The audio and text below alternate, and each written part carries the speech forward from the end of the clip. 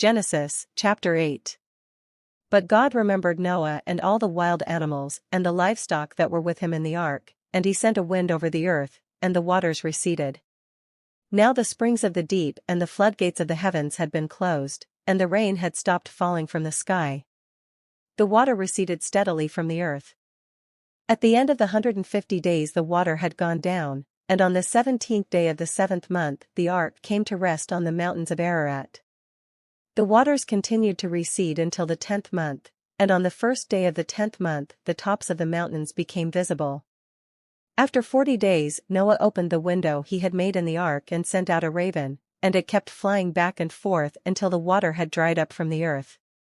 Then he sent out a dove to see if the water had receded from the surface of the ground. But the dove could find no place to set its feet because there was water over all the surface of the earth, so it returned to Noah in the ark. He reached out his hand and took the dove and brought it back to himself in the ark. He waited 7 more days and again sent out the dove from the ark. When the dove returned to him in the evening, there in its beak was a freshly plucked olive leaf. Then Noah knew that the water had receded from the earth. He waited 7 more days and sent the dove out again, but this time it did not return to him. By the first day of the first month of Noah's 601st year, the water had dried up from the earth.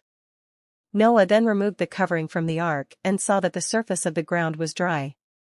By the 27th day of the 2nd month the earth was completely dry. Then God said to Noah, "Come out of the ark, you and your wife and your sons and their wives. Bring out every kind of living creature that is with you, the birds, the animals, and all the creatures that move along the ground, so they can multiply on the earth and be fruitful and increase in number upon it." So Noah came out, together with his sons and his wife and his sons' wives. All the animals and all the creatures that move along the ground and all the birds, everything that moves on the earth, came out of the ark, one kind after another.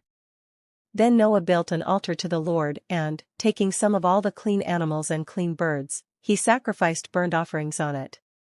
The Lord smelled the pleasing aroma and said in his heart, "Never again will I curse the ground because of man, even though every inclination of his heart is evil from childhood. And never again will I destroy all living creatures, as I have done. As long as the earth endures, seedtime and harvest, cold and heat, summer and winter, day and night will never cease.